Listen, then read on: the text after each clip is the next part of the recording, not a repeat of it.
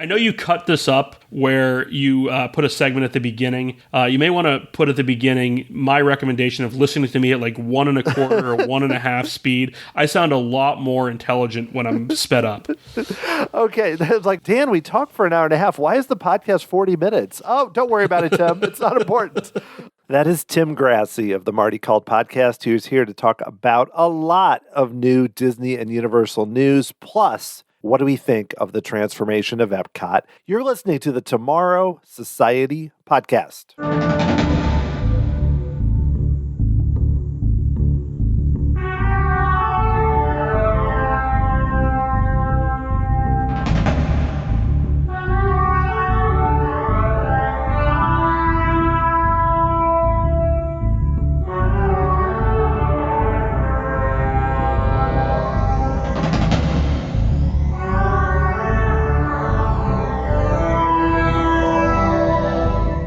Thanks for joining me here on episode 190 of the Tomorrow Society podcast. I am your host, Dan Heaton. My guest today is Tim Grassey, and Tim has been on the show a bunch of times, and we've talked a lot about EPCOT. So when I reached out to him, I thought, why don't we talk about EPCOT's transformation now that we're nearly finished with it? We know Journey of Water is going to be opening, and then New Night Tim show, but most of the work is done. Let's talk about that. And within the few days before we recorded, Disney and Universal, just all kinds of announcements. I thought there was a lot with Disney when they announced that the hotel parking, you would not have to pay at the resorts. They announced the opening date for Tron. They announced more about Harmonious and Happily Ever After. Lots of news. And then Universal comes in with 2 new parks, regional parks in Las Vegas and then in Texas that both seem super cool. Plus, very recently, Bob Iger came in for Bob Chapek. That's just a small bit. We do talk about EPCOT's transformation because I do find that very interesting, but also hit on a lot of the news. I played that clip at the beginning because it's one of those situations where we talked for a good amount of time and there was just so much to cover. And on that note, let's get right to it. Here is Tim Grassey.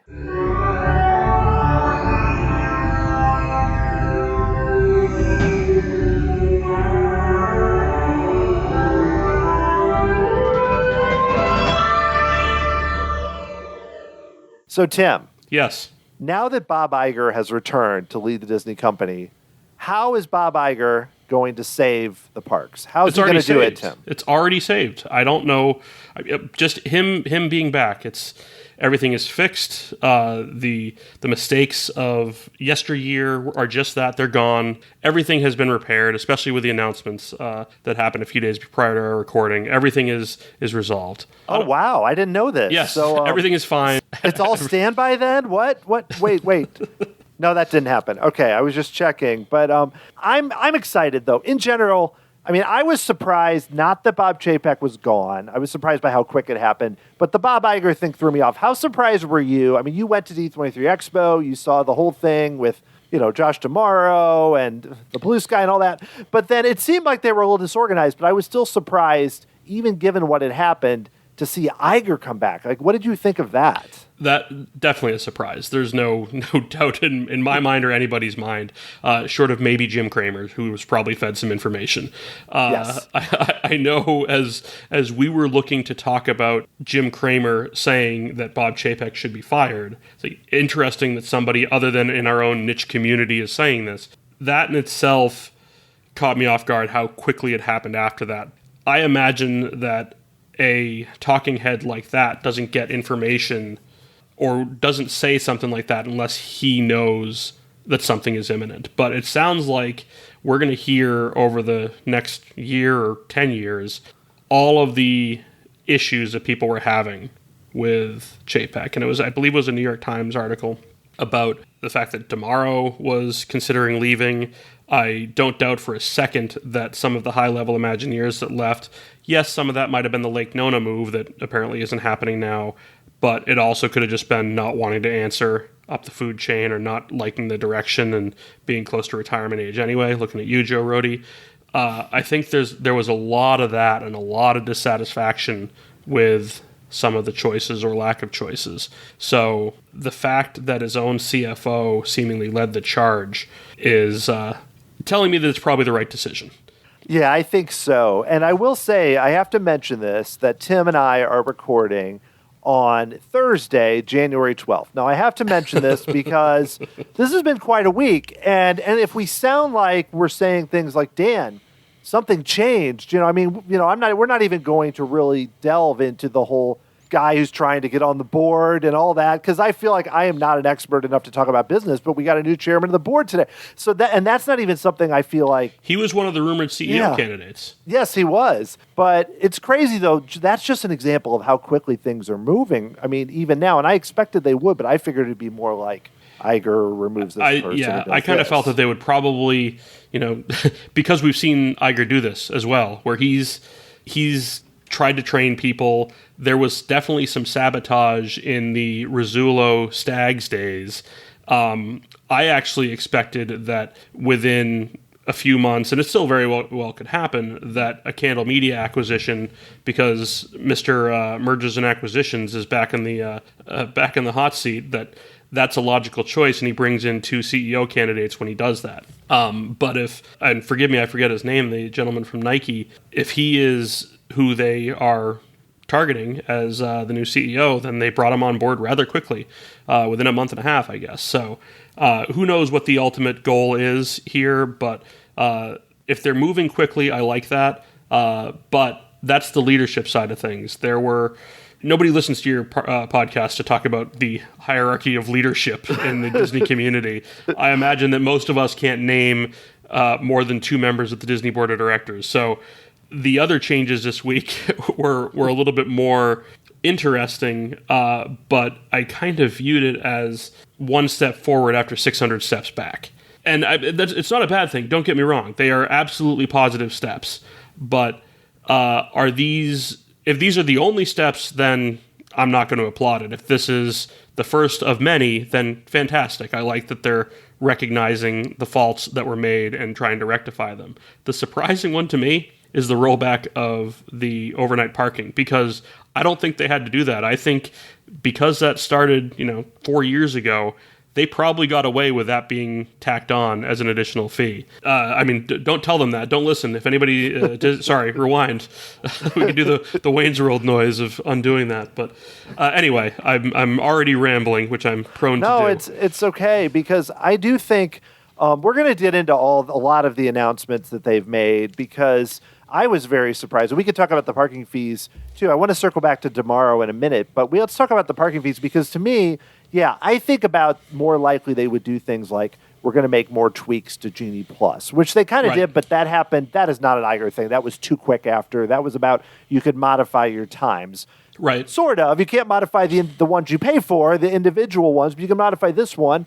But still, those types of changes to me seem more likely. Or, hey, why don't we have trams again? Some things like that. But pulling back something that is mostly, like if you go to Chicago, for example, or a big city, and you stay at a hotel in downtown, you're going to pay sometimes $50, but $20, $25, $30. But Disney, it kind of doesn't make sense because it's not a city. They have their own parking. But at least they could say it was the industry. But them doing this, this felt like, to me, this sounds nice. I'm like, thank you. This is great. But they need to do this plus like 3 or 4 other things, which I think is what you're getting at, because it's one of several things that I'm sure they're hearing about constantly. And I imagine if you look at the things that they addressed, they hit a lot of stuff that frontline cast members were probably dealing with. So those frontline cast members at reception at your hotels are going to look at the bill for however many guests would come down and say, why am I being charged overnight parking? I was here 4 years ago and I wasn't charged for overnight parking. When did this come in? This isn't part of the package that I signed up for. Why am I having to pay for this? You guys made me rent a car because you took away Magical Express. You're creating a problem and charging for the solution. Oh yeah, that's kind of what we do. But those are the types of things that are going to really get to the frontline cast members. And when DeMauro was questioned about this, he asked if this was about a change in leadership. I imagine these were probably in the works for a couple of months, that they were seeing the writing on the wall. And they do surveys of guests, but they also presumably do internal surveys to determine what are the biggest gripes. I'm getting ahead of you, I know, but with the annual pass holder change, I'm sure one of the bigger complaints about annual pass holders is having to do the whole ruse of checking in at EPCOT because it's the only park that has availability for the day, and then going to the Magic Kingdom or the studios, which is where they probably wanted to go in the afternoon. That silliness still didn't completely go away, and I think this was, all right, this is the concession we can make in the moment, when the reality is the park hopping limitation is probably going to go away within the next 6 months, and the park reservation system will hopefully go away in the same time frame. But this was just step one of that. That's my hope, because I feel like it better be. This is one you can do that, and actually, it's not as much infrastructure. This is where you say, okay, we check this box. I know it's more complicated than that. No, it's like 6 lines of code. Honestly. Yeah, it's not that much. Well, for Disney, it's 6 million. For Len Testa, it's 6 lines of code, and he fixed 35 employees have to work on this. And it's $27 million. But yeah, not that hard. But yeah, some of the other things, like at least like for park hopping or the reservations, whether you believe completely the staffing thing, it does have an issue. But I'm curious for you, like, what are the big kind of moves like this? I'm not talking parks or design or creative, but like other kind of money or, I guess guest-friendly moves they could make that you would really like to see. I think you may have referenced a few a minute ago. So one thing that they did announce here, and I'm glad that they did it, was this goes back to what they used to do out in Disneyland. Actually, they still do out in Disneyland on Genie Plus. But it was a Max Pass introduced item, and that was integrating PhotoPass with the Max Pass purchase. What I did see, though, is that it was only on-ride photos, which is kind of a pain. I hope that it would also include those more elaborate meet and greets. So if you're going to meet Mickey at Town Square or the Princess meet and greet, that it also includes that. But adding that as an additional add-on for Genie Plus works. In a perfect world, you're not paying for Genie Plus, and if you want your PhotoPass, and you pay extra for that. I paid for PhotoPass on my last trip because I have 2 young girls and I wanted to get those extra photos in addition to what I'm taking with my phone and my camera. But I think that just adding that as a perk of Genie Plus is a small thing that costs them next to nothing. And the reality is, if it's just on-ride photos, it's maybe 2 attractions per day that you're really going to get an additional benefit of. So it's not a big deal, but it is something that they can add on relatively easily. I do hope that they extend it to all of PhotoPass for the day, but again, if we're adding a little bit more for the value for Genie Plus, that's a step in the right direction. My preference as well for Genie Plus, if they're going to keep it as is go with the Disneyland rules in Florida. You need to be in the park for usage, because that 7 o'clock, it's that 7 a.m. rush for whatever the attraction is of the park, Jungle Cruise in the Magic Kingdom, Slinky Dog in the studios. That rush is silly. That shouldn't have to happen in 2023. It just shouldn't. I agree. And for me, it's like when I looked at Genie Plus, like as far as things they could do, I mean, the fee's annoying, sure. But if let's just take the fee out of it, I'm like, if they could make it, like the big things for me beyond what you mentioned are, I should be able to buy in advance. You could still do that at Disneyland. Yeah, you can't do it at Disney World. Let's get rid of the whole midnight thing. So that's one. The other thing that I thought of, which they did fix, was about changing the times. But still, it's a little weird. It's not as good as it would be. And 3, they have to get rid of, if they're really like, how can we limit our, Tim Grassey going to the blue tent 25 times on his trip? How can we limit this, or in quotes, the Tim Grassey type, going? It's to not have that 7 a.m. And like you said, at Disneyland, it's when you get in the park is when you can book. But also, I think if you can book in advance and then people can still buy day of, heck, even charge me a little more to book in advance. Don't charge me I would go the opposite. But I'm just saying, normally that would be the case. But if Disney's trying to make some weird argument, if I don't have to do it every night at midnight, personally, I shouldn't say Disney, if you're not listening, I might pay a premium not to have to do that every day. It's like those types of steps, when you add them up, all the things you have to do, it's not even, for me, it wasn't that hard to use in the park because we weren't park hopping, so it was pretty straightforward. But the other things were the annoying parts. If you're buying it one day at a time, you are more apt to skip a day.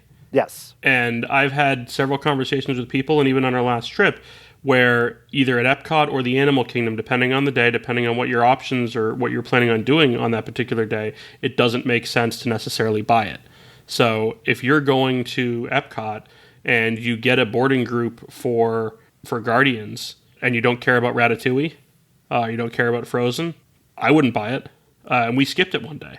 If I were paying for it in advance for a length of day ticket or as a separate item, I probably wouldn't have thought about it, and I would have just paid for it on all 8 days. Those are the types of things that when they lump everything together in a package, breaking it down one by one, that goes to the different mindset of operations under Chapek versus operations under Iger, which kind of lingered off of the Eisner approach of putting everything together as a package and kind of trapping people into your ticket commitment and your, with Magical Express, your commitment to the resorts. But the package price, as opposed to breaking it down and making everything a la carte, I think is not the better approach for Disney, both from a financial structure and from a guest satisfaction standpoint.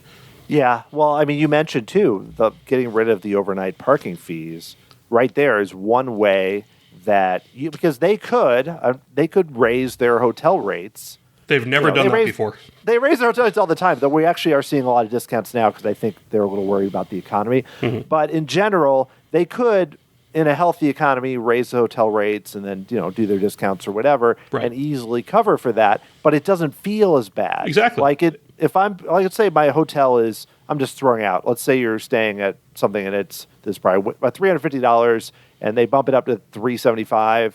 And yes, that's annoying, but you're not always seeing that because I'm not checking every day the hotel rate. Right. But if they pay $25 a day, it's another thing entirely. So it's funny because, when we originally set up this podcast, I was like, we're going to talk mostly about Epcot, but now there's just so much. I feel like you almost have to just we're just diving in head first into the pool, but there's just so much going on right now. But I want to stop. There was an interesting article, and you don't have to have read it because I'm going to read a quote, but Josh D'Amaro gave an interview this week with the New York Times, and you actually kind of referenced what he was referring to about leadership, but I'm talking about it. So with Chapek, he gave that, I think it was him or DeMar gave this quote about like a churro and a move a churro stand, and it was all kind of related, again, that a lot of the bad quotes that were made. But DeMar this week, as part of these changes, gives this quote, Tim, this quote, and I'm not going to try and imitate his voice because that would be unfair to me. All right, so he says this week. He says, if you move a tree, if you change a procedure, if you start asking for reservations, that's a big deal to our guests. They care. They really, really care. And if people care that much, then I have an obligation to listen and when appropriate to make some changes and modifications. Okay, I'm going to let you respond in a minute, but I'm just saying, in theory, you read that and you're like, oh, he cares. I don't think so. I think that's a really insulting quote. I feel like it's really defensive, and I feel like he's being kind of insulting, and he's going with that same idea, and he's kind of using that as some justification of our guests are crazy, so they're making us do things we don't want to do. Am I being too pessimistic or harsh on Josh with my reading of this? I don't know if it's necessarily calling us out for crazy. I mean, don't get me wrong. In behind closed doors, they very well may say that. Oh, yeah.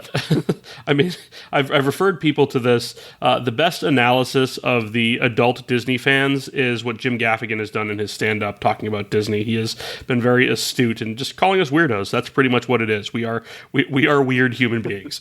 But to his point, I suspect that this is a talking point in meetings that they have, where they probably, and it's not a positive talking point at that.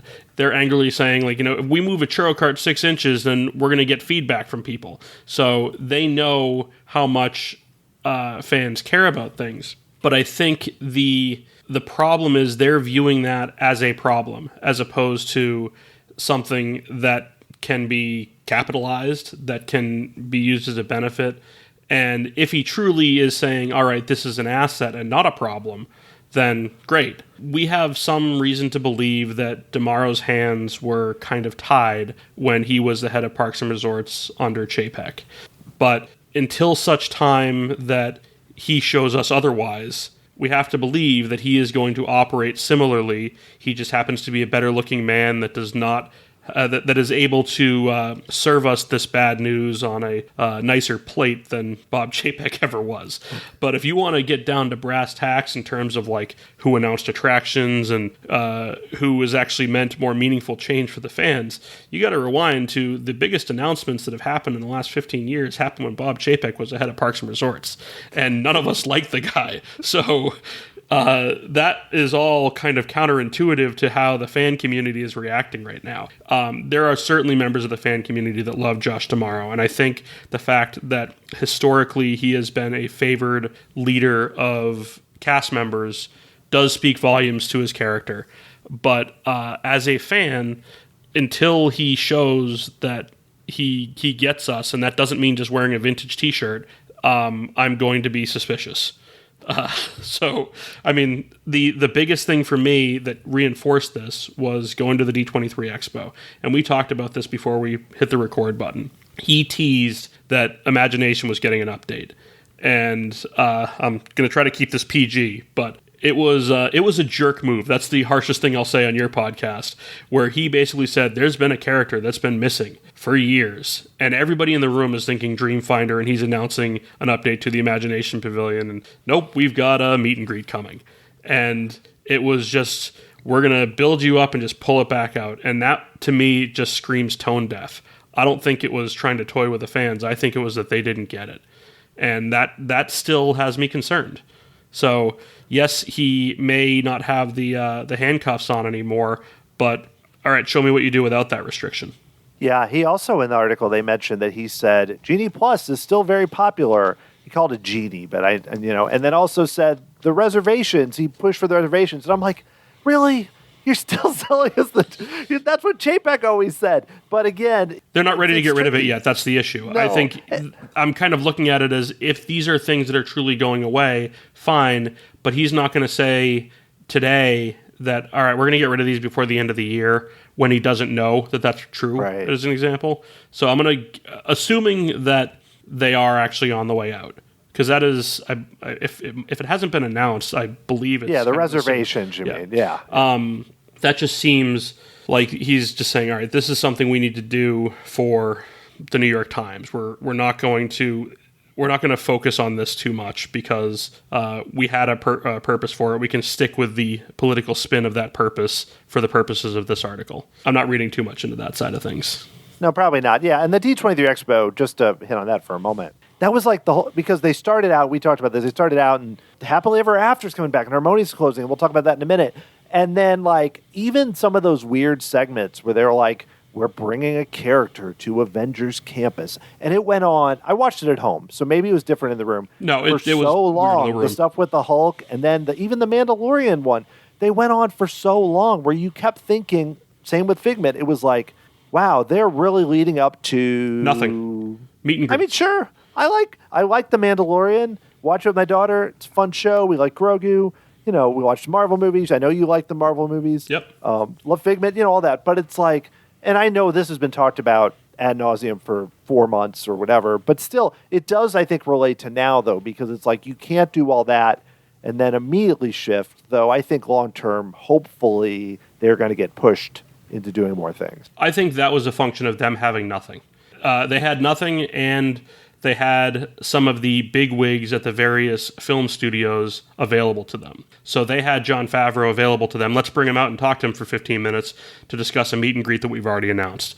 Let's get Mark Ruffalo on the phone for 5 minutes to discuss a Hulk meet and greet that's going to be there for a week and a half. And then the Figment thing was just really, really bizarre, but I really believe that it was a function of them having nothing. They weren't ready to announce anything at that time, and that could be a multitude of things.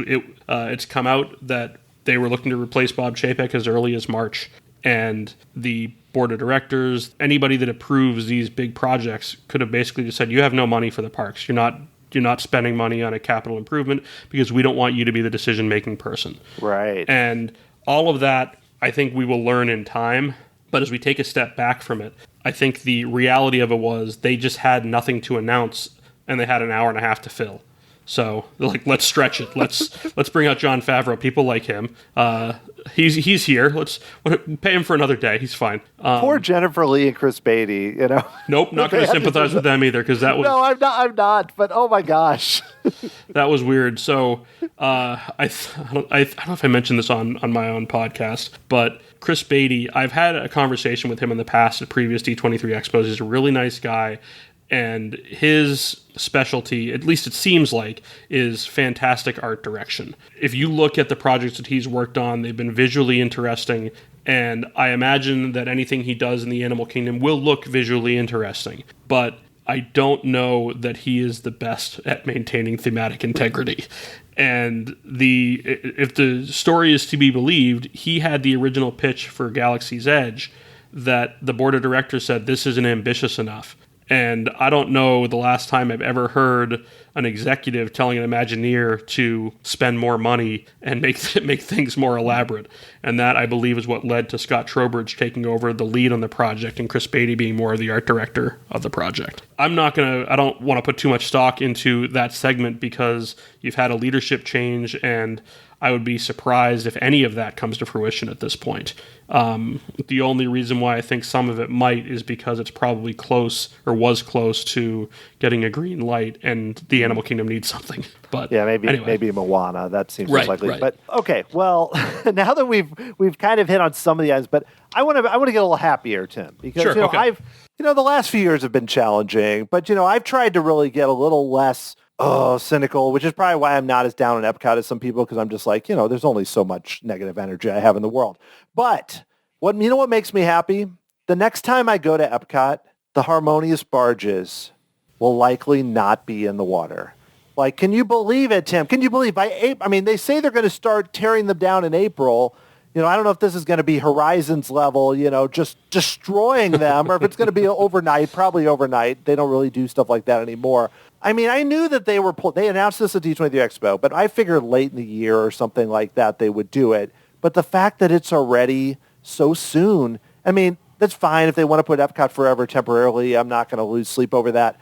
But the barges are going to be gone. Isn't that I mean, I don't know how much stock, who to give credit to, but that's crazy that it's already going to be gone. I'm going to give credit to fans, because fans spoke loudly about how much that show was not for them. And I don't hate the idea of the Harmonious show. What they tried to do by giving voices to many songs that had been whitewashed over the years and putting those in the native voices was a very good idea. I don't know that it was really the best idea for Epcot, but I get why they tried to put it there. And I'll give some credit to Steve Davison for trying to make lemonade out of lemons. That Bob Chapek's genius idea of, hey, how about a Disney concert, something new and different that we've never done before, as his idea for Harmonious. But where I'm going to criticize Steve Davison is you have a 360-degree arena, for lack of a better word, a 360-degree canvas for which to show Harmonious, and you make it viewable in about a 60-degree angle. And that in itself just screamed poor design. And you can talk about the idea of the show all you want, and the execution of that idea being somewhat poor, but the visibility of the primary Stargate / Thanos Q-ship / giant concert stage in the middle of World Showcase was just not visible for more than a 60-degree angle. Part of that 60-degree angle was restaurants that were blocking that view. It was just poor design in general. I sincerely hope that they come up with a show that is original music, that is not a Disney concert, and that has no obstructions during the day. Illuminations is my favorite show that Disney's ever done. I don't know that it's a realistic ask for them to make it better than Illuminations, at least in my opinion. But if the masses feel that it is as good, if not better, than Illuminations, that is a huge step in the right direction for Epcot. And the fact that they were willing to scrap Harmonious so quickly in the development of it, I mean, this was not a cheap show. There's no way that this was ever intended to be a temporary show. I believe they invested upwards of $75 million into it. And that was probably what it was budgeted for, so knowing Disney, it probably went over that. But their willingness to scrap it is positive when something doesn't work out. And I do like that they try things that don't necessarily work out. and they're not looking to amortize that mistake over 20 years. This was a mistake. They identified it relatively quickly, and they deserve some credit for doing that. I hope that the next show that debuts by the end of the year is one that is better than Harmonious, that is better than EPCOT Forever, and I hope it's better than Reflections of Earth. I don't know that that's realistic, but I hope that it is. And they can look at, Pinar Toprek's score as a starting point. If they have her stretch that out for a 12 to 14 minute score and sync that to music, maybe tie a story to it, maybe don't, I'm on board. Because it's a beautiful piece of music that she started. And if that's something that they want to do as the anthem for EPCOT as they leave, I'm 100% on board. And this is pure speculation on my part, not any actual inside knowledge. I would think, given the changes, that they would not then immediately say, okay, now let's do another show with clips from Disney movies and it's why even change it then? Because there's really no way to make something like that fit the 360 degrees. And that's the weird thing too, because the only complaint that you could really have, I feel like, sure, everyone has different opinions on Reflections of Earth. Some people have said Harmonious is better. I don't agree with that. But is that the globe was small, and if you were in certain places, that part with the globe was really far away. Small. But then Disney went to another degree and almost made it more because I could enjoy Illuminations almost from anywhere because I love the score and there's big fireworks up in the sky. And yes, there were certain places that were the best view, but it was a show, Reflections of Earth, and I think even before that they had an Illumination show where they used to use the pavilions. That was very cool, right. Like the classic Illuminations that was in the 80s and 90s. And I'm not saying they should just go back and do those shows. There's new technology, there's new things you can do, there's new music. Completely. But some of the way those shows were presented, there's a lot of things I think they could build from, and I hope they learned something, because if not, they're spending, I'm sure, a lot of money to fix a problem, and I hope that they bring something back. It doesn't have to be the greatest show ever, but that at least can be a good show that people enjoy for a while. Think of that, though, what you just said and what I said as well, that it doesn't have to be the greatest show ever. The expectation should be that if you're replacing something, what you're replacing it with should be better. Then otherwise, why replace it? Now, to your point, you hit on one of the primary complaints of Illuminations, that the Earth globe was too small. That is absolutely correct. It's not an objective. There's nothing wrong with that statement. It was also technology from 2000 that was retired in 2019. They could have evolved the show. They opted to replace it. But to say that, no, the Earth globe was perfect and there was nothing wrong with it, that's just flat out wrong. That was a fault with the show if you're going to give it a fault. You could also argue that the water segment in it was less interesting now that we've seen World of Color and the evolution of that technology as well. So if they wanted to evolve the show, there was room to do it, but I understand wanting to start from scratch. That being said, I also suspect that the complaint about the Earth globe being small very well may have led to the giant barges in Harmonious.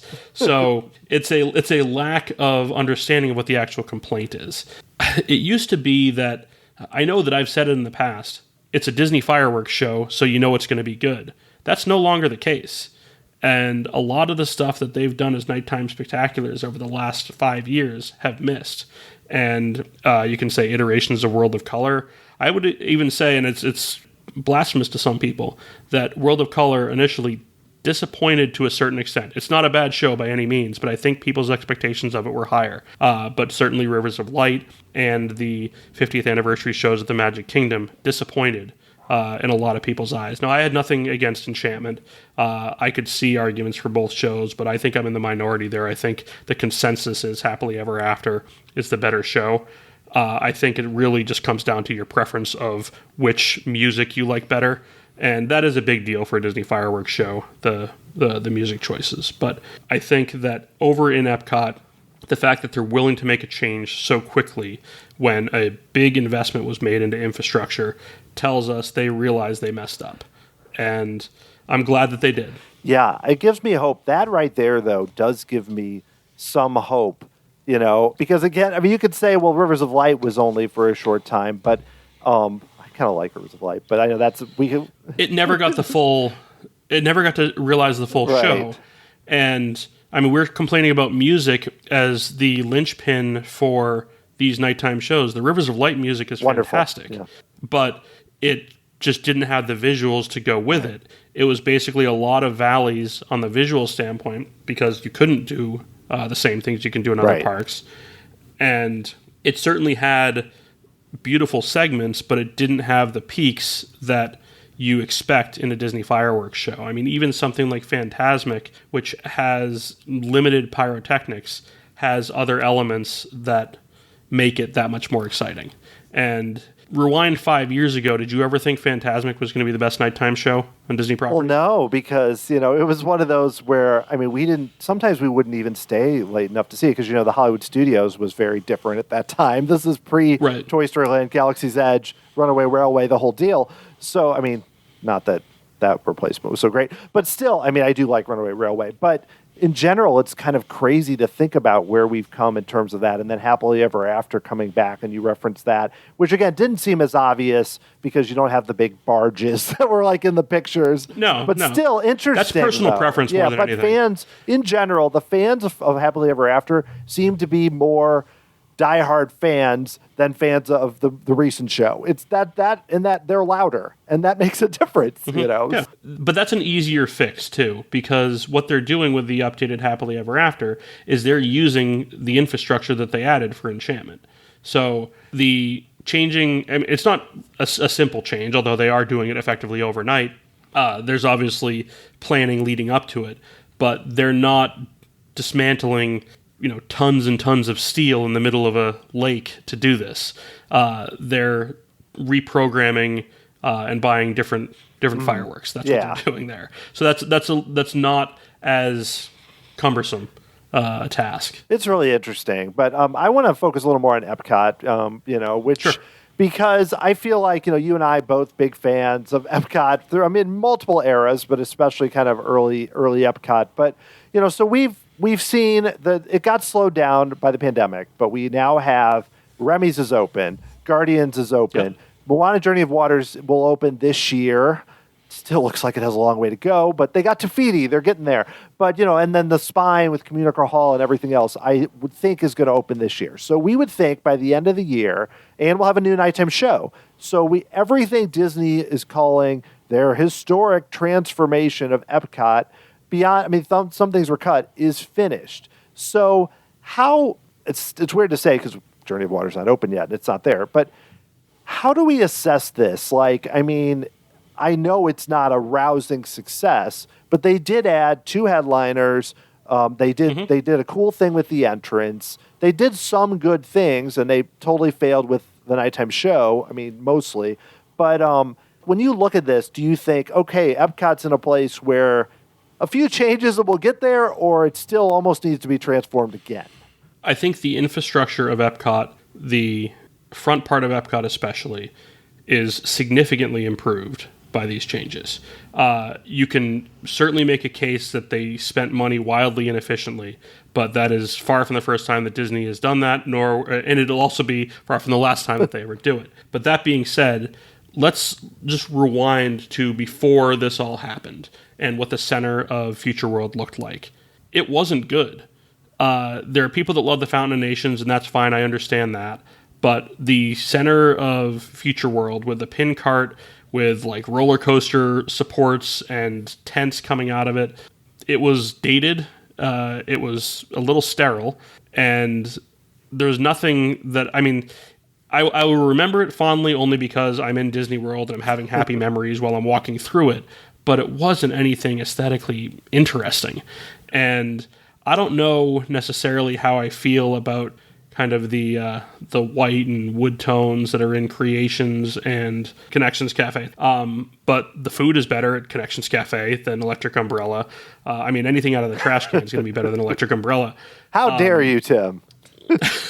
And I don't know that anybody was screaming from the hilltops that the aesthetic inside Mouse Gear was something that was a memory from childhood that is going to be damaged. So there's nothing really lost there, and it's an interesting evolution to it. So I think I'm not going to complain about that. I'm not an interior designer. I think that the openness of it is great. Those large windows that look out to right now construction walls, but hopefully the kinetic energy of just people walking through is not really ready for a full evaluation yet until EPCOT opens up. But all of that, adding green space, adding the Journey of Water, there are people that are criticizing the addition of Journey of Water. Think of what was there before. It was, yes, you had another kidney-shaped building that used to be Communicore, but it was a really sterile-looking building, a sterile environment. We're adding things that are just more interesting visually. I'm going to vote for green space more than anything and everything. All right, maybe they spent money on Journey of Water that could be allocated for a budget towards something else, but that's not a hill that I'm going to die on. I think that's something that if you've got a section of that park that's now called World Nature, Moana fits there, and you've got other surrounding attractions that can be grouped into that pod or that neighborhood that all fit together.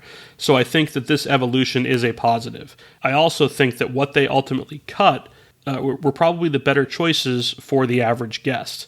That tabletop events pavilion was probably not anything you were going to get into unless you were paying a premium over and above your park ticket.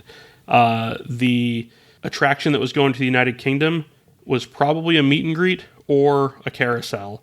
And it was probably going to be the most expensive meet and greet or most expensive carousel and be a poor use of money. I would much rather see them do things like an addition like Ratatouille, which by all accounts is a very solid D-ticket, a family-friendly attraction, or Guardians of the Galaxy, which is by pretty much anybody that will ride its standards the best attraction in EPCOT. And I would argue the only top 10 attraction in Walt Disney World that EPCOT currently has. And you're rolling your eyes. We have video here. No, as well. I was just making a face, but I can't argue. If you think about it honestly, that even the classics, even those of us that are nostalgic with things like Spaceship Earth and Living with the Land, that the reality is the other things we were nostalgic about that are over at the Magic Kingdom are better than those attractions.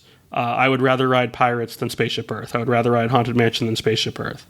I'd rather ride Jungle Cruise than Spaceship Earth.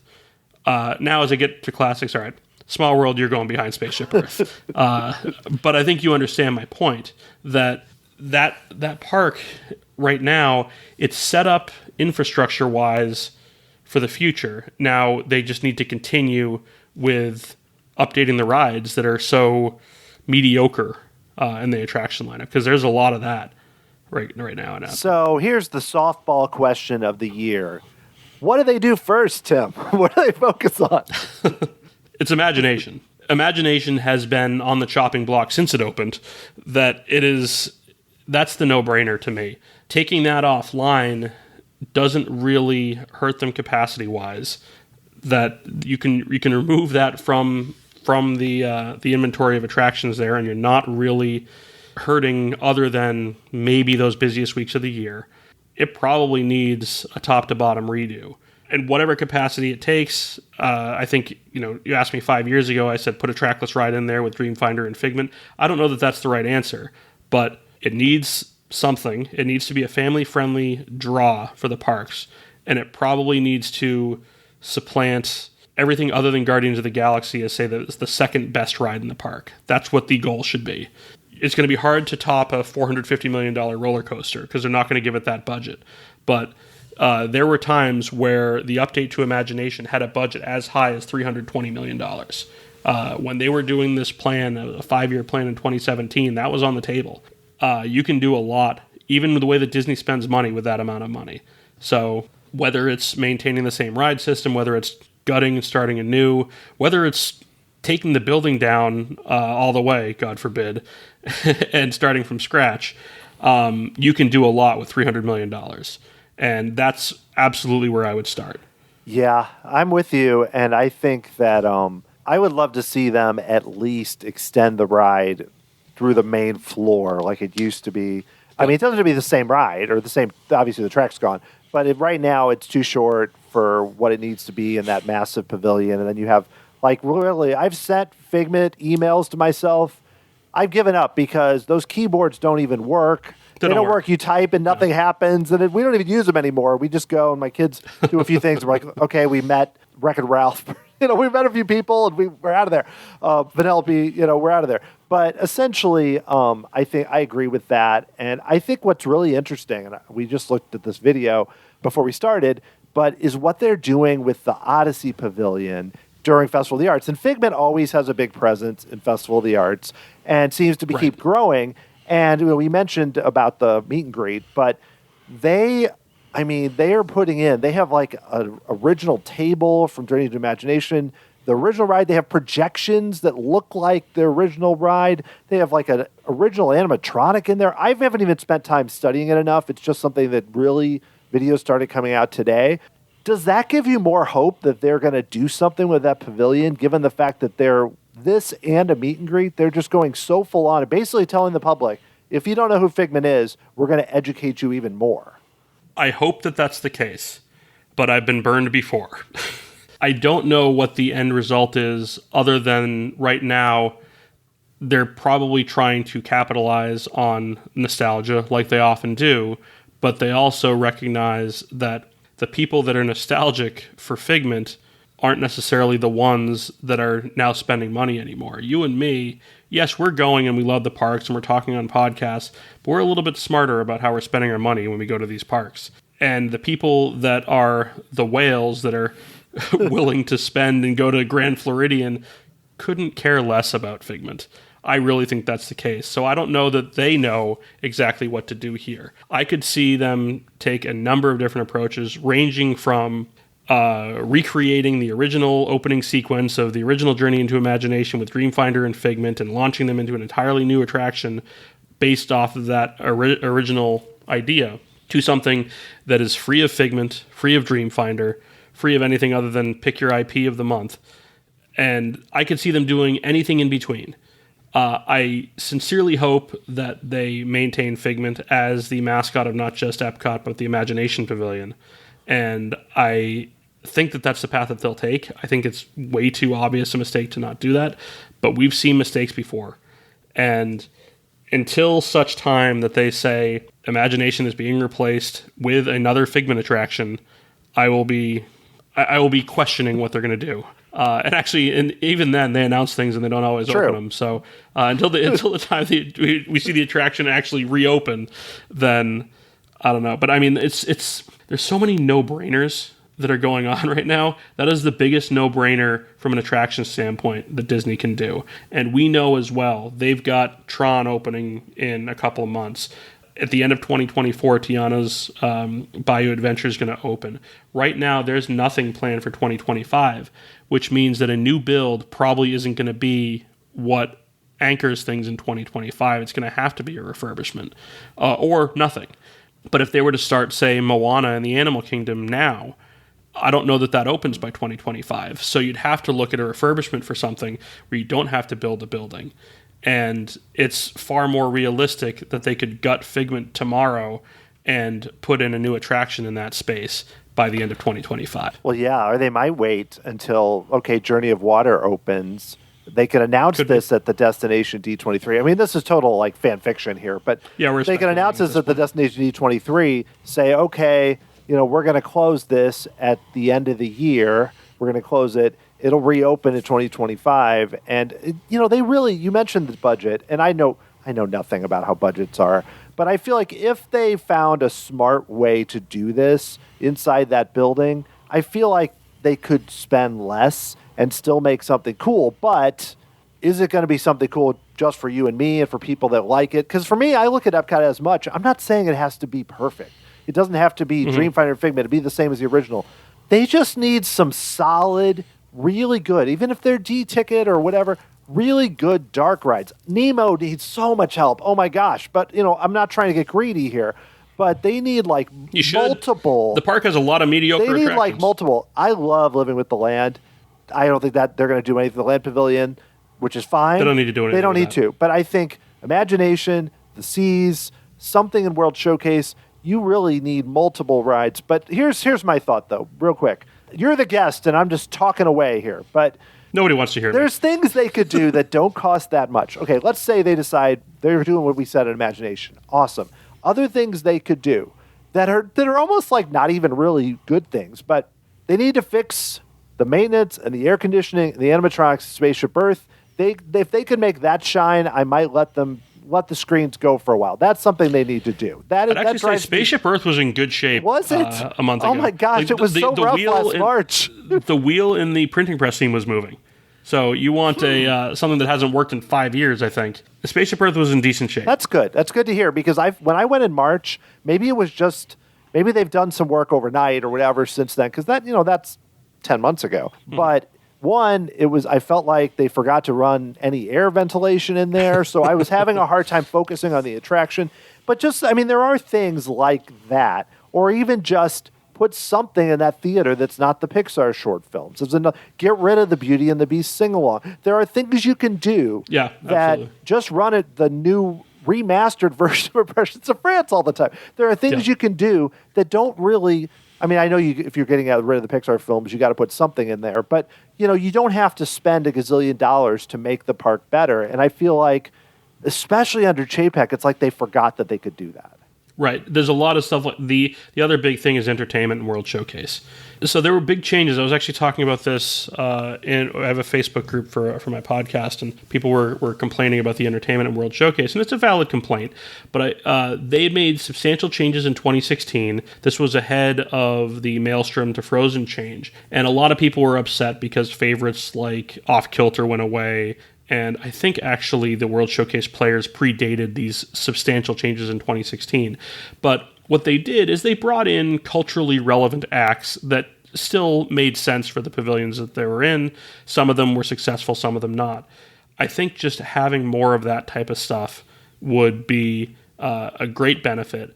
And you could even synchronize some of that to the various festivals that are going on, where...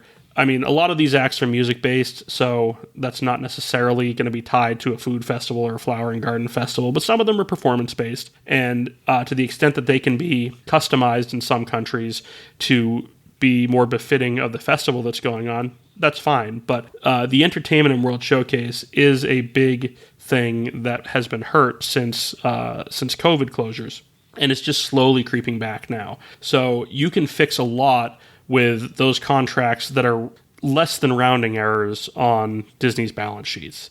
But to your point, getting rid of the Beauty and the Beast sing-along, I have no idea what the reviews for that are like, because not all guests are as adamant that doesn't belong in the France Pavilion as you and I. But something like Impressions to France running all day, for you and me, I would like to be able to see that when I happen to be there and not try to schedule it, because admittedly that is a show that I don't seek out, but if I'm in the France Pavilion and it's 10 minutes from showtime, I will go see it. It's not something that I necessarily plan my day. I definitely don't plan my day around it. But again, if I'm in the area, then I will absolutely see it. But if Beauty and the Beast is going, I'm not going to hop in there. To that point, over in the Canada Pavilion, using that as a space during the Food and Wine Festival instead of having the actual 360 theater being a viable attraction is also frustrating. Yeah. Again, I'm trying to censor myself here. But stuff like that, and you look over at the Pixar Short Theater, it's something that's open. It has air conditioning. That's what you can say positive about it. And I don't know what the answer is. They're not going to remaster Magic Journeys. They've already done a run of Captain EO. I suspect that they anticipated that presentation running a lot shorter time frame than it actually has. That COVID delayed an Imagination overhaul that would have seen a replacement either where the theater was removed entirely or just a new show took its place. So I don't really know what the answer is there. I think it's just we don't need to change this because we're not going to spend any money other than what we already have. Where they didn't spend any money for creating those shorts. That makes sense. That's not the worst thing. It's just like another thing. But it's frustrating. Yeah, I'm kind of like I never go in there because I've seen those shorts at home. I'm sure they're a little nicer on the big screen, but yeah. So I want to make sure we talk about some of the news from Universal. But before we do that, I did want to ask you. You talked for a while about Guardians on your Marty Called podcast, so I don't want to go through all of it again because one, I want people to go listen to your show. But quickly, just I've heard a lot of great things about Guardians. I know you referenced that Cosmic Rewind's great. But how does it feel, and I don't mean according to the old EPCOT Center rules, but how does it feel kind of where the pavilion is with Mission Space there and Test Track and everything? Just kind of the experience. I mean, and now that it's built, Does it seem to fit better maybe than we thought it might? So if you want to go back to the original principles of EPCOT, the attraction in World Discovery, as it's now called, that fits the original EPCOT the best is Mission Space. And that's the attraction that sucks the most. Yes. Let's call it what it is. It is the most appropriate attraction in that area of the park for it. I would say that the pre-show of Test Track really feels very early EPCOT to me, and the post-show as well. The ride itself is not detached from EPCOT by any means. I think it is just the pre-show and post-show are more befitting than the actual ride itself. But I don't think Test Track is out of place in EPCOT. But to Guardians, I think it fits in an evolved EPCOT, much in the same way that Test Track probably does, where we're in a mode now where everything has to be tied to an intellectual property. They made efforts to ground this in some semblance of realism. If I were to criticize the story choice in any way, it would be, and this is getting more deep into Marvel than anything, that the choice of a Celestial as the villain of the attraction was probably not the most realistic choice if you want to bring it into real world. But I've seen Eternals. I know what you mean. outside of that, if you take like the villain of the attraction is almost incidental. It just is the launching point of it. If they could tell that story without the Celestial, I think it would be better. But you're going to get some people that are going to say this just doesn't belong in EPCOT. It's a Marvel property, and no intellectual properties belong in EPCOT. I don't think that that's true. The ruse that they said when they initially announced it that Peter Quill went to EPCOT, I buy that. I think that's a realistic proposition. Admittedly, I didn't go through the main queue. I went through the Lightning Lane both times, so I didn't get to experience in person all of the story beats. But what I did see of the queue, both in video and in person, hits pretty well. And we have to remember that EPCOT was not just an educational park when it first opened. There were attractions that had whimsy, and there were attractions that were more serious. Even on that side of the park, Horizons had whimsy. World of Motion certainly had whimsy to it. Original Energy did not. Spaceship Earth really didn't. But they had a nice blend of the two, and this, I think, fits along with the whimsical side of EPCOT. And if Guardians didn't exist, all right, it'd be a little bit weird seeing a giant tree and a talking raccoon narrating your story, but I don't think the premise of it is that far off. The premise is actually not that far off from Alien Encounter, which I understand was a Tomorrowland attraction, but I also think could have conceivably worked in some way, shape, or form in EPCOT. If you think of let's try to ground this in some level of pseudoscience when we're talking about space travel. And I think if you're just talking strictly about the story side of it, Guardians, there are worse fits in EPCOT currently. At least 3 that I can think of off the top of my head. So, you say it would be weird. Would it be weirder than Kitchen Cabaret? Would it be weirder than that? Making of Me, would it be stranger than that? There's... part of the other problem, too, is I don't know if they just don't have as many good drugs at 1401 Flower Street as they did, 30, 40 years ago. But there's a lot of weird stuff that happened in the early days of EPCOT. But with the Guardians ride, the other fundamental thing that just needs to be stated, it's a really fun ride. Yeah. And I've heard that from everyone. Everybody loves it. We look at thematic integrity. My wife hadn't been on a roller coaster in 3 years, and I didn't know if she was about to throw up or having the time of her life until after the attraction was over, and she was having a great time. That's the most important thing with an attraction. It is, and it should be. With something like this, you've got to be fun. It makes up for a lot of mistakes. Yeah. It makes up for a lot of mistakes. One of the criticisms of Splash Mountain was that it didn't thematically fit where it was in Frontierland, and they made some efforts to largely change it, but because it was such a beloved attraction, it's not gone yet, although when this show is out, it might be gone.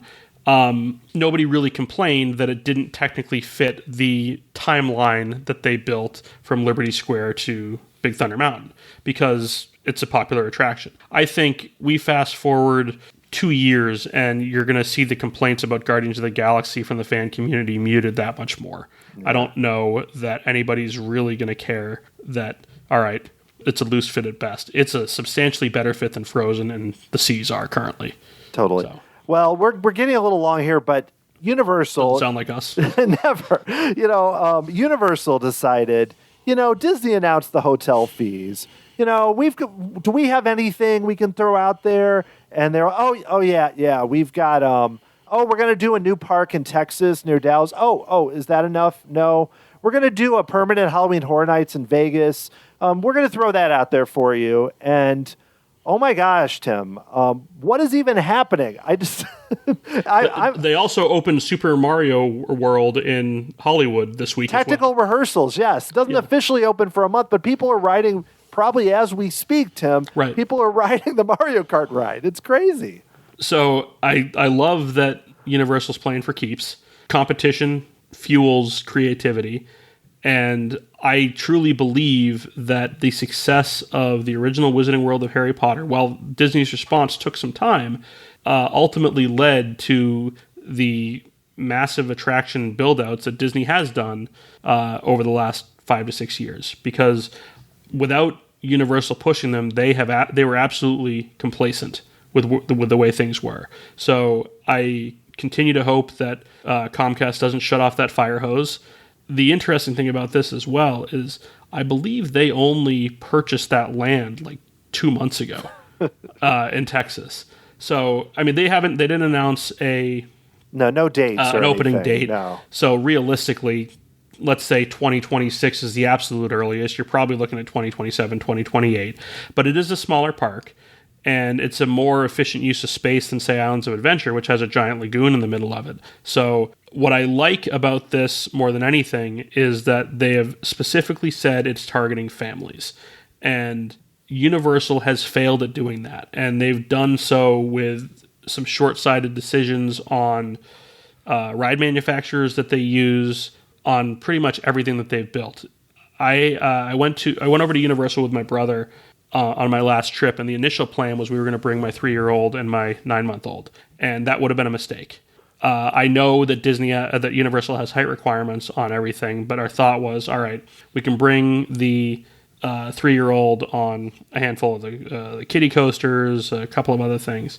The reality is, even something like Cat in the Hat has a height requirement. There's no need for the Cat in the Hat to have a height requirement. There's no need for the Yoshi ride at Super Mario World to have a height requirement. That is a poor decision on your ride system. And I hope that when they open this new park in Texas, that they've recognized that, and that decisions are made where a family with a 9-month-old or a pregnant mother can go on most of the attractions in the park.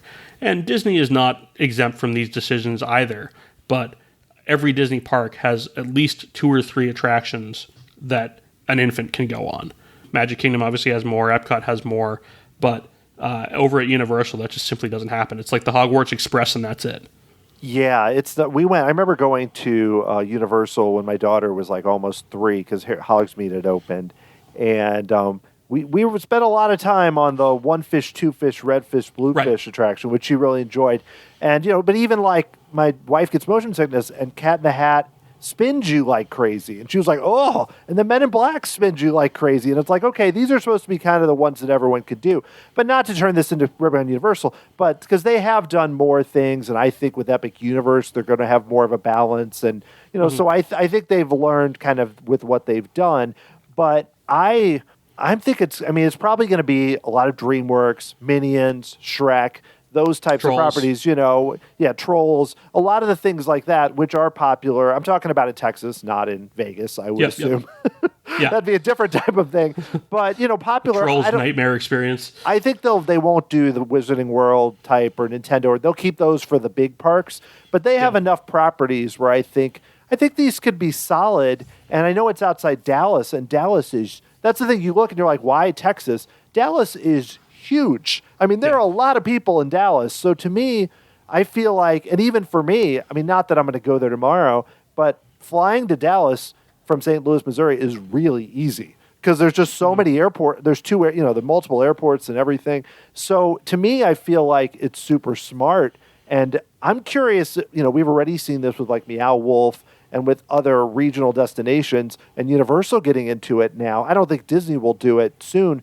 But if this is going to be more common because we, for a long time, hadn't seen a lot of new parks except for like the failed Hard Rock Park and stuff like that. Yeah. Or there's the one in Iowa, Lost Island, which apparently would have 500 people last summer and stuff. So, which I was like, oh, I should have gone at that point. But just in general, I wonder if this is a trend we're going to see more. It's an interesting trend, and I know that in years past there was talk of Disney doing similar things. I think Disney Quest was going to be at the root of it. I know, just because I studied it in business school, there was a case study of something that they were going to do in Chicago that they deemed not viable. I don't recall if that was Disney Quest or not, but there are projects like that I think have to be considered. And if you look at places that can support a theme park year-round, Texas is an untapped marketplace. Yes, there's a handful of Six Flags parks, but it is definitely an untapped marketplace. Now, I also recognize that in the summer, the heat there can be oppressive. Yes. And, I mean, what do you want, 115 with no humidity or 95 with humidity? I mean, both of them are lousy. But I think the approach is, if nothing else, interesting, and I'm curious as to how they got there. My speculation is they were looking at a replacement for Kids Zone, and they had more ideas and they had room. And said, what can we do with this? Do these go into Epic Universe? Do these go into a fourth park? And I think they ultimately opted for, hey, where can we find the acreage to do something like this? I mean, if it was as simple as that, it kind of shows you how quickly Universal acts and makes decisions on things. But even as a miniature theme park, or just a smaller park, this is going to be a pretty significant investment. And if it turns into a weekend destination, or at least close enough to other areas where it's part of somebody's week-long destination, then they've done well. And I don't know if there's additional land available for purchase for them in the area. I'm sure that price will skyrocket like Disney was concerned about. And that may have been the choice, that, all right, Epic Universe was where they could get additional space and there was no more room for them to expand in Florida, at least not for a fourth gate. This was the choice, but it's definitely interesting. I love that they are putting the pressure on, and we've said it on this show, we've said it on other shows as well, that the competition for Disney in Florida isn't just other Florida area attractions. If there's other places in the country, other places in the world where you can get a equivalent vacation for the same amount of money, people are going to do that. They'll learn eventually that if Disney isn't worth a $10,000 vacation, but they can get that same, they can get a much better vacation in Dallas for $10,000 and touch on a Universal theme park and other activities in the area, then they'll do that instead. So I love that there is more competition, because I hope that it puts the pressure on Disney to step up their game even more. Yeah, and just the popularity of Halloween Horror Nights, for them to then decide, okay, we're going to put something permanent in Las Vegas, which seems to me another great idea. Perfect place for it. I mean, to me, I'm sad to say I've never been to Halloween Horror Nights, but it's not my thing, but it's wildly popular. Oh my gosh, so popular, and they really do a good job. Yeah. This is not your, like, I think about when I was a teenager going to Six Flags Fright Fest in St. Louis, and it was, I mean, I know even Six Flags is up their game, but this is very different than some guy with a chainsaw and a mask just like running at you. I mean, this is very involved. I think this is such a no-brainer that I'm like, why did this not happen earlier? I'm a little surprised that they didn't do something similar in City Walk. And I know that they just opened their escape rooms in City Walk that would have been a similar idea that they could have done. I didn't get to experience those when I was there. I would love to do it, and I started watching some of the reviews of the Back to the Future one. The Grassey family trilogy was not Star Wars. It was not Indiana Jones. It was not Lord of the Rings as I got older. It was Back to the Future. So I started watching reviews of it and hearing it, and I just stopped. It's like, I already know that I want to do this. I don't want to hear anymore. Right. It's a brilliant idea, too, that could be expanded to a lot of different places. Exactly. So that's all exactly what you said.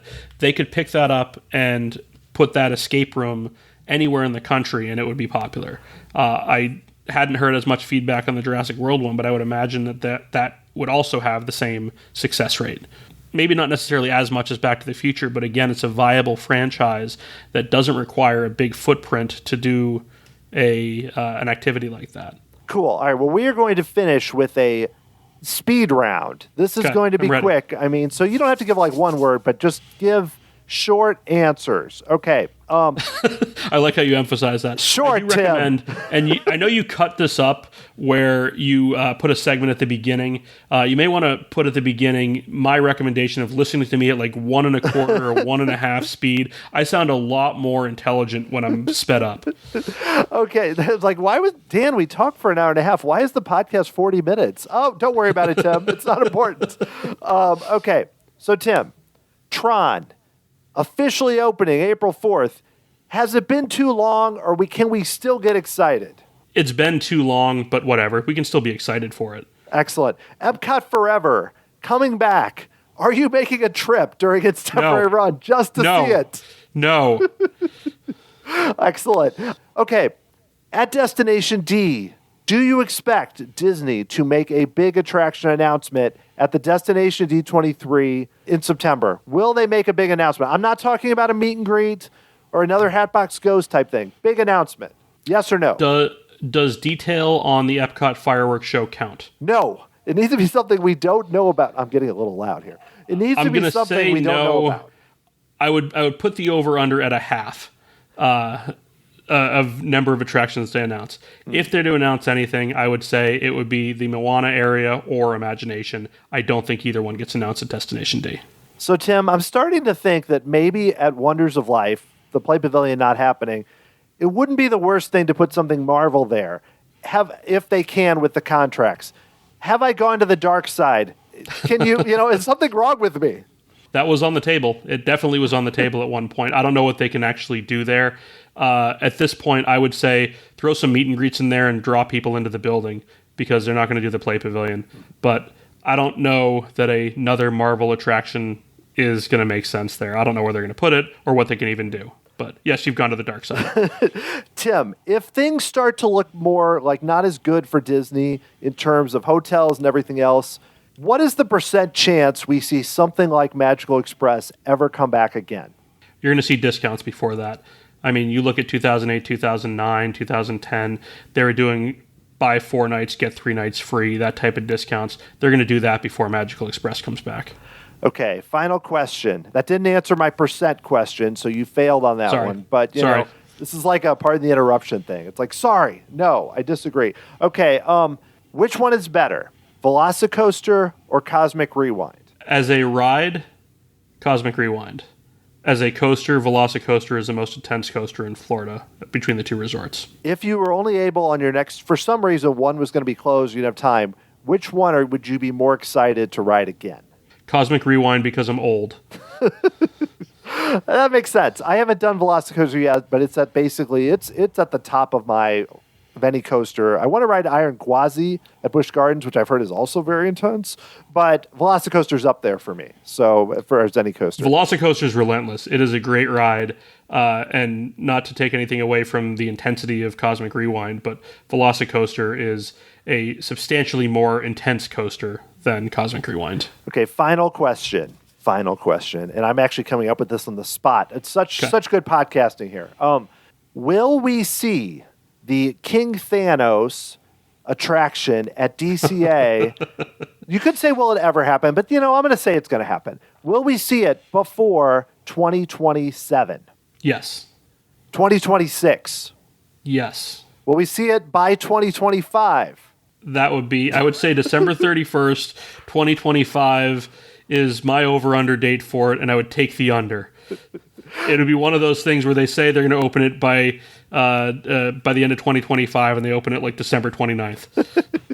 Okay, well, I'm glad we nailed that down. I feel like I could just do a whole hour just like bombarding you with questions, and the listeners would all run away. Like, why is Dan yelling at us so much? Yes. I can't take it.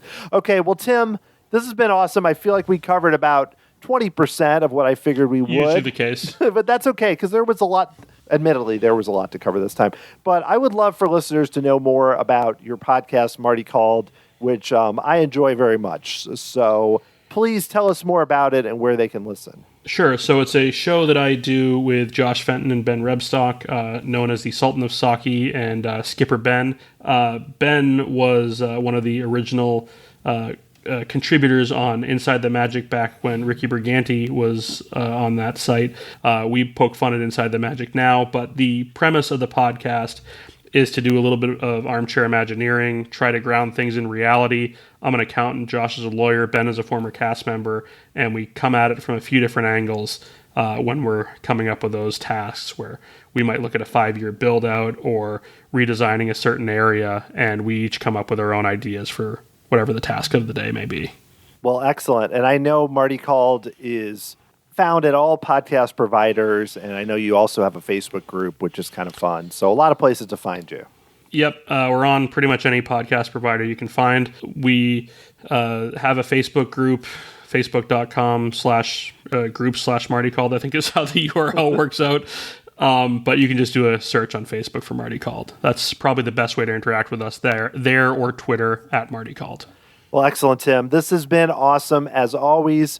I don't feel super down about EPCOT, but, I think I'm probably being a little too optimistic. And most importantly, Tim, you have passed Don Carson and Len Testa and taken your spot back as the most appreciated, mostest podcast guest to ever be on the show. So congratulations, Tim, and thanks so much for being on the show. I feel this is like Jungle Jack Hanna on Letterman, where whenever he needs a replacement guest, he just calls in Jungle Jack Hanna and he brings in an ostrich and like a lemur or something, and that's what happens. So you have an ostrich at your door. Hey, it works out. It's always fun, and all joking aside, it was great to chat again. Always a pleasure. Okay, well, that was a really fun conversation, and just to keep you up to date, there hasn't been any news on par with what we heard that week. I don't think the EPCOT parking lot names really are on that level. And I know, some people get upset when you bring in all these characters, but I think it's fine. It's the name of parking lots. The images look cute. I don't have any issues with that. Other thing that I did find interesting is that we are going to see Ariel's Grotto and Enchanted Tales with Belle returning. Ariel's Grotto very soon. Actually, as this is being released, it happened on the 22nd. And then Enchanted Tales with Belle in February. I only mention this because I think about, some of the issues that the parks are having with crowds and capacity and everything else. And when you add in more things, especially to the Magic Kingdom, I do feel like bringing back things, I wouldn't say bringing back things they had before, that is going to take more people off the paths because they have more things to do, whether they're the most popular attractions or meet and greets or everything else. These are, at least at a minimum, you're going to see hundreds of people per hour going through these attractions, and that is helpful. So I like seeing that, and I know that Disney has been ramping up, at least on the entertainment side recently, and I hope that trend continues.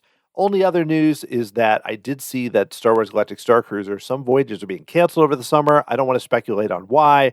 I mean, the most obvious thing is that maybe they're just not getting the bookings, but it's interesting and will be something to monitor as we go forward, where people were very interested at first, and I just wonder if they can keep that up, despite that I've heard from many people that it was a really fun experience and unlike anything else you can do. Well, I think you're all up to date now so if you enjoyed this show, Tim has been on the show a bunch of other times. You can find my podcast with him and other experts like Len Testa and Carly Wiesel and others, tomorrowsociety.com/podcast with the S at the end, plus a lot of Disney Imagineers and others that have worked behind the scenes. If you'd like to help support the show, several ways you can do so. You can make a small monthly contribution through Patreon by going to patreon.com/tomorrowsociety and getting access to some really cool perks. Or you can make a one-time contribution and buy me a Dole Whip by going to tomorrowsociety.com/Dole Whip, just like Elwin Hoffman did recently. Elwin, thank you so much for helping to support the show. It makes a big difference. I really appreciate it. You can also leave a 5-star rating and review on Apple Podcasts or Spotify or others. All of that really helps spread the word about the show. If you'd like to get a hold of me, email me, dan@tomorrowsociety.com. Follow me on Twitter at TomorrowSOC, Facebook or Instagram at Tomorrow Society, and don't forget to check out the Tomorrow Society podcast channel on YouTube. The music for this episode that you are hearing right now was written by Adam Hookie and performed by the Sophisticated Babies.